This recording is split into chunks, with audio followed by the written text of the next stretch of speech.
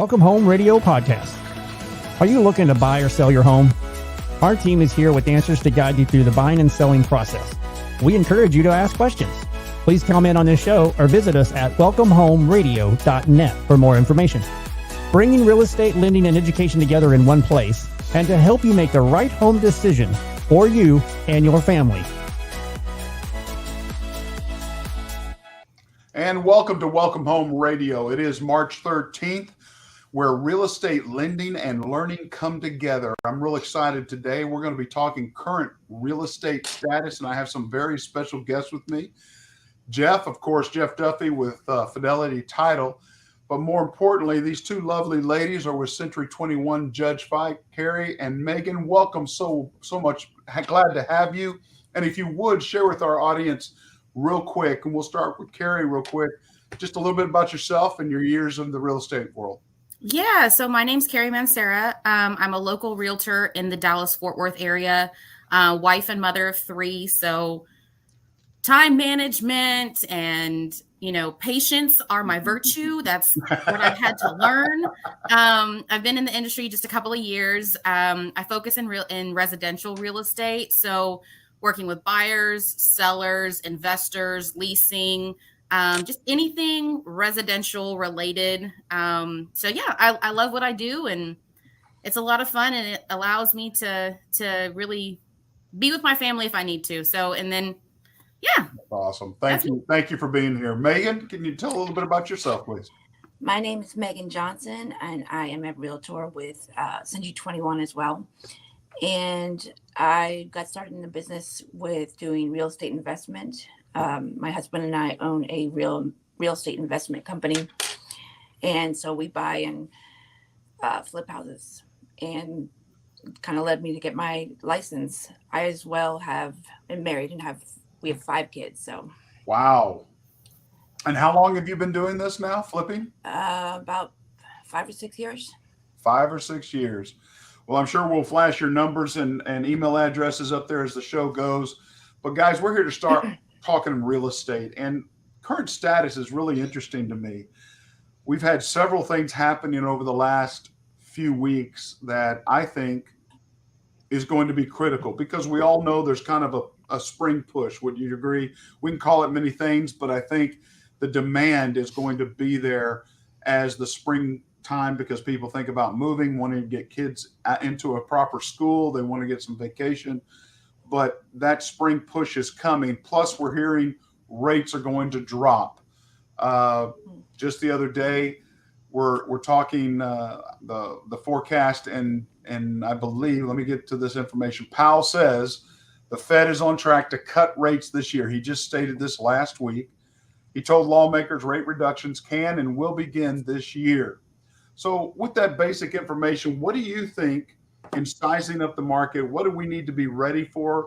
What do you think is important for potential listers as well as buyers be aware of? I think it's definitely going to increase listings if people are losing their jobs, having to get out of mortgages.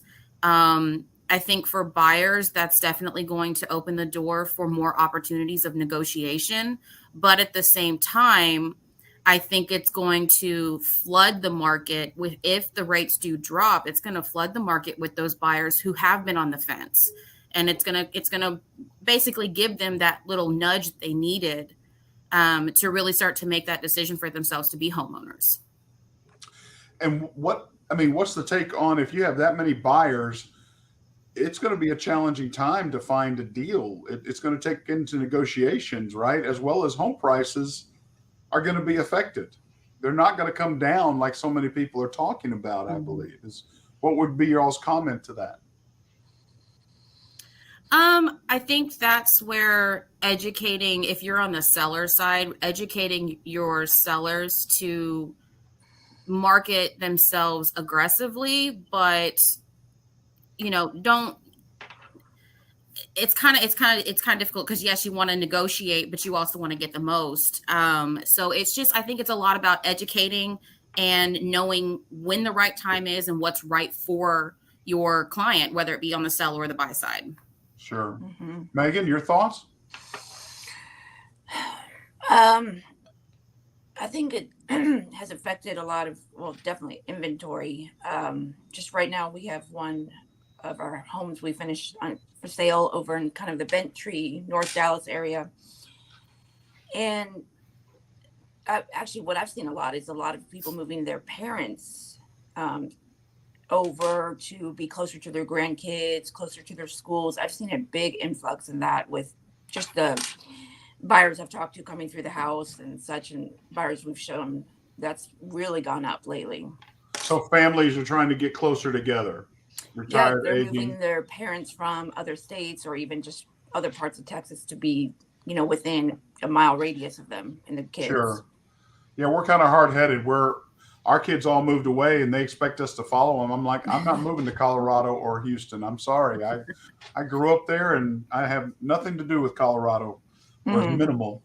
But I don't know if anybody saw, I did not watch as much as I probably should have, but again, our wonderful president announced a first-time home buyer tax credit.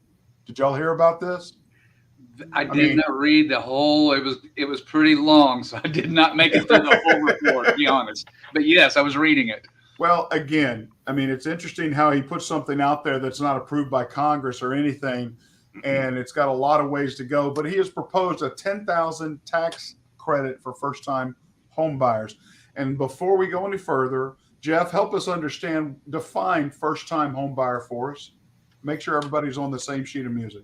Well, you have never purchased a home that is your primary residence, or there is depending on the type of loan, and Blair, you can correct me on this, it's a matter of there can be certain situations where it's been so long since you've owned your primary residence that you can be reasserted. Okay, it's 3 years. I started to say 5, so I'm glad I did. So yes, if you have not owned a home in the last 3 years, your primary residence, homestead exemption, whatever you may call it, had a mortgage in the last 3 years, you're considered a first-time home buyer, no matter what age.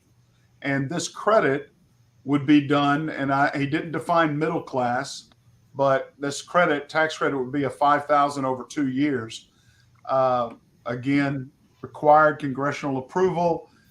Again, stating things that may or may not, but they're really pushing for the new millennial market, which I did not know this. I looked up this real quick. 72 million is the population of the millennials here in the United States. Wow.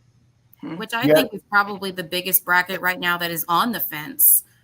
Because so many, with inflation, so many millennials are, and just really anyone who's looking to buy, they're on that fence right now because of rates, because of pricing. And so I'm not surprised that that's that big of a number.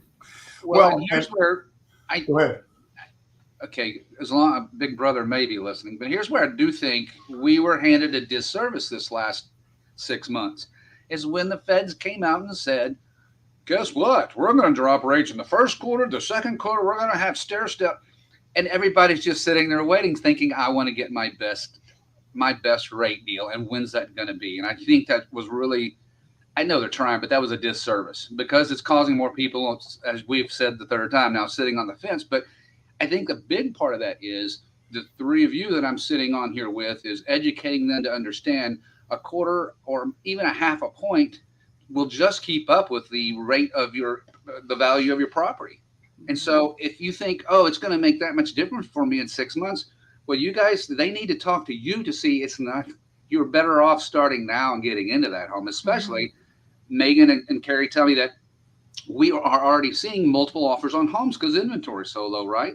Mm-hmm. Think of what that's going to be in 2 months if everybody sits here and waits and another half a point drops. Then we know the market's going to keep growing up, but then that's going to be a blast that it's going to be uncomfortable for a lot of people again. Yeah, well, we still have people moving in from out of town with all the companies that have come here. I mean, I've seen, again, just holding open houses, an influx of out of town visitors trying to find the house to buy before they move their whole family here. Wow. I mean, are we seeing this backlog coming? Because what I just heard Jeff say, there's going to be a headway where multiple offers become a very strong negotiating skill of realtors, as well as we're now going to get back to the over asking pricing and overbids. I mean, is this what we're looking at? It's potential for, the overbids, the dropping of contingencies, the lack of appraisals, people just doing everything they can possible to be the one that wins. And sometimes it's not in the best interest, but that's where, like I said before, that's where that education comes into play, is like, is that a smart move though? Like, yes, I understand you really want this home, but is that going to be right for your situation? And I think that's an issue that we're going to probably be facing a lot of, is truly educating people to make the right decision based logically versus the emotional side of it. Because if you wait 60 days, correct me if I'm wrong, think about it. They could be sitting there and going, this is my dream home you just showed them. And you're going, well, you're going to have to come up with another 15 grand. Well, what was wrong with when this house was available 3 weeks ago and you didn't want to pay that extra half a point or quarter of a point? I mean, that's the education process you're speaking of, right? Yeah. And I think also that's going to be, especially if they're going through the lending, and Blair, correct me if I'm wrong, but that's where that breaking those numbers down to especially to buyers and letting them know, like, hey, this half a point, this is what that's going to look like long term. Is that something you can live with? Is that something you're okay with? And that's going to be, it's a numbers thing. It's a numbers game, and really letting people know if, what that looks like. Cause it could just be a couple $100 extra a month. It could be a couple $100 extra a year. It just depends. And that's another issue of, getting people off that ledge. That's very true, because there is a cost of waiting.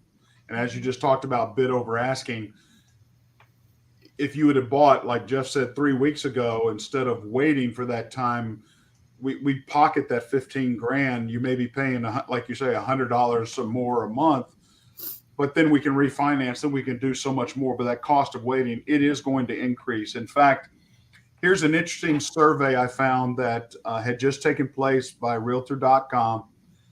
Location, location, location has always been the old adage, right? I mean, it's always been the premier requirement for looking for home. Well, they have to restate that now, because 56% of those surveyed, unlike 50%, 56 said price, price, price is the key point for us now, not location. And so it found surveyed that women value price more than men, and that price is valued higher than location, location, location. What would you comment to that? I find that very interesting, because I've always believed that it was the opposite, that men are more thinking of the money, because women stereotypically, we just buy, we just buy with our heart. We don't look at numbers. So it's interesting to see that it's actually flipped. And that location is not something of interest, or it's not on the highest part of interest. Because a lot of people look at their location for the schools for their kids, proximity to family. So if that's not as heavy weighing as price is, it's very interesting to see that people are willing to go out a little further, be away a little bit more to get a better deal. I've seen that definitely more.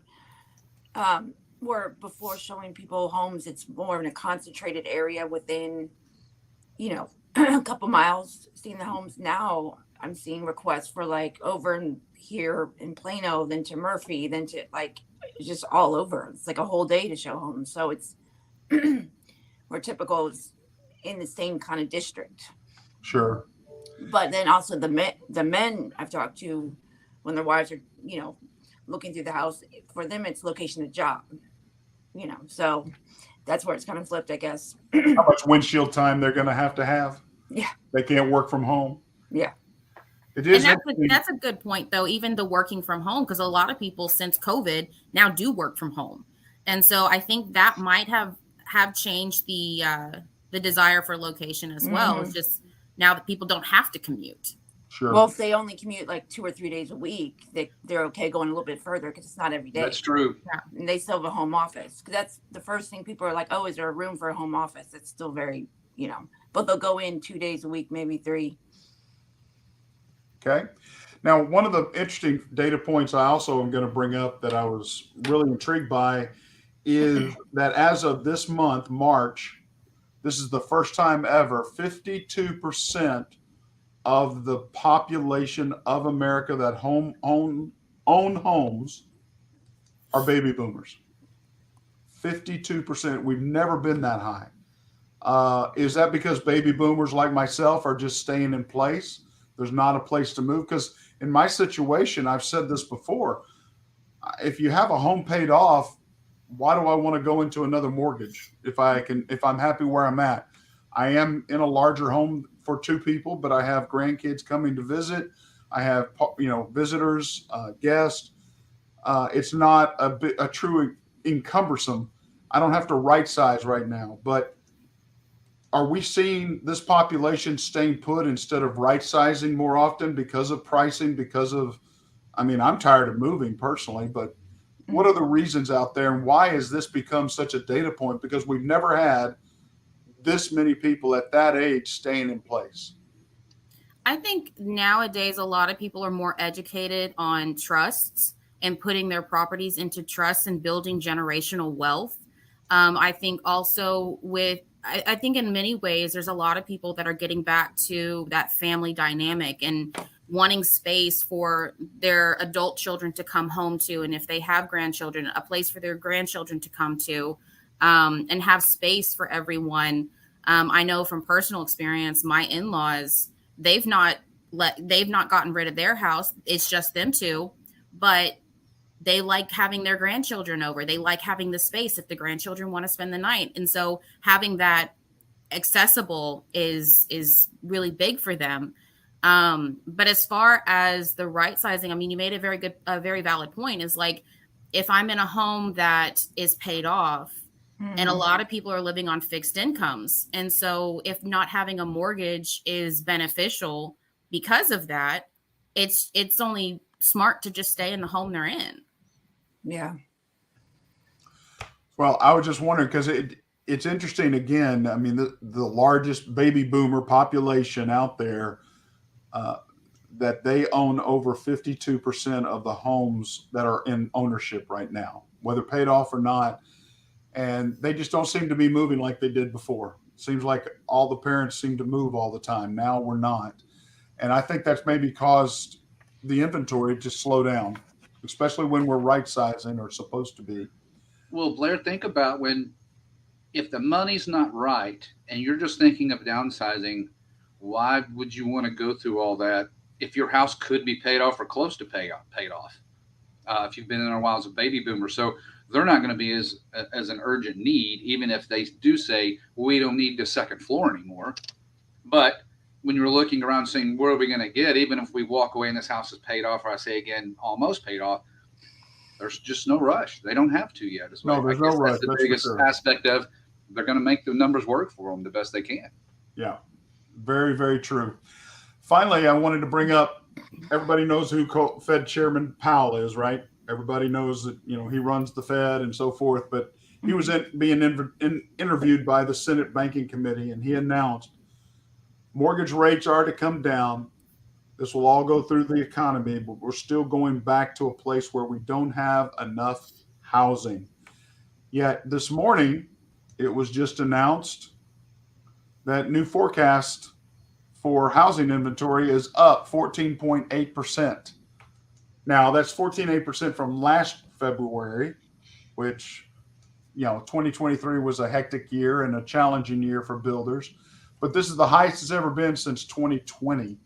So are you seeing an inventory? Because if I'm understanding, correct me if I'm wrong here, anything less than 6 months inventory available means we're in a seller's market. Anything above 9 months inventory, it's really a buyer's market.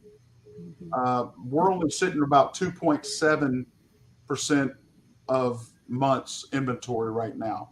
We haven't made it even over 3%. How do you see that affecting the market, is inventory, and what's going to happen with your buyers or your sellers for that inventory crisis and or for it to be moving forward? Are you seeing new builds come out? We see flippers taking homes and making them better for people. How do you see that happening over the next 3 to 4 months? I mean, you can't drive down the street without seeing a new community pop up. There's new builds everywhere. As far as, I know, Megan, you're on where you buy homes, flip them, and sell them. But a lot of investors buy homes and lease them. They don't necessarily want to sell. So I think that affects a lot of the market as well, because that's inventory that was there that now is on a completely different spectrum than the buy and sell. So I'm thinking that in the next, 3 or 4 months, I think a lot of those new construction homes are going to be the majority of inventory that we see right now.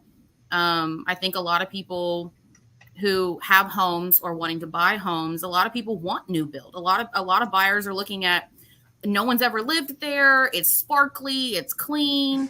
And so that's very appealing. So I think the new build side of it is probably going to take a boost. Awesome. Megan, do you think you have any aspect on that? I do agree that there are a lot of investors that keep them as rentals, kind of. But then I see the other side of it. There's a lot of neighborhoods.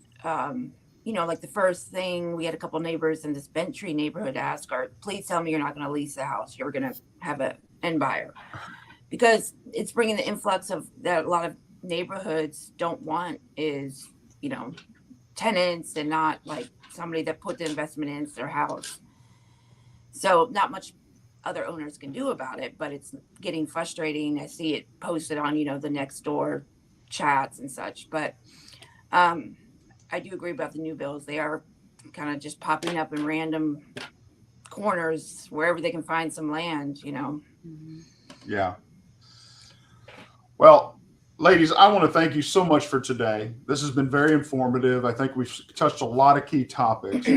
I think to summarize the last words here is that our market is in an influx, but we're going to see a change with rates coming down in the next few months, as well as continued buyers are going to accelerate once those rates come down. We're going to be in a large competition for what limited inventory we have. If you have the opportunity to buy now, I greatly, and I would lean on, call Megan, call Kari, call someone to help you get moving forward, because you're going to be in a better situation to buy now and wait, not waiting, because it's going to cost, that waiting cost is going to be greater than the value of what you're paying for it now. I got to tell you, thank you so much again. I'm Blair Thomas, and I want to thank everyone here for their time, and I hope you have a blessed day. God bless.